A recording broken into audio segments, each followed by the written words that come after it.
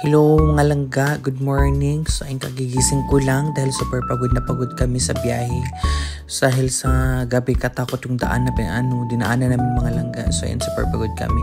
And anyway, bago kami nagpunta dyan sa hotel at natulog mga langga, pamasahe muna kami dahil para masarap ang tulog namin mga langga. So ginising ako ng mga kasama ko dahil kakain na daw kami sa labas mga langga.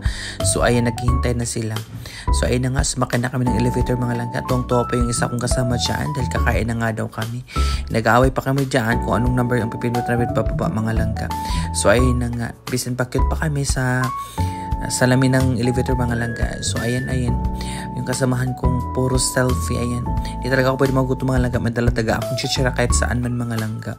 So ayun na nga, pagdating namin sa labas mga langga, ayan, nag-selfie muna sila dahil maganda naman yung view din sa labas ng hotel mga langga. So ayan, tsaka nag-uusap nga kami dyan nung kasama namin kung maka-outfit wagas mga langga, parang feeling mo nasa Korea lang siya mga langga.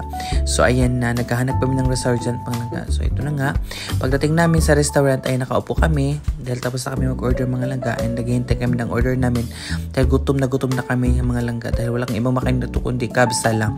So ayan na nga mga langga, dumating na nga yung order namin.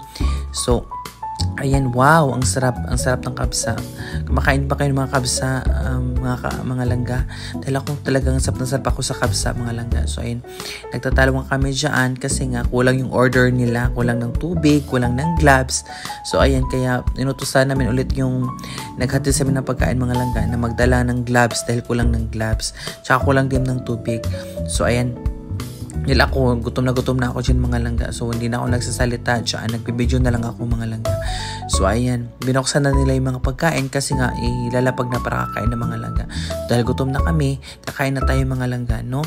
So let's eat, see you!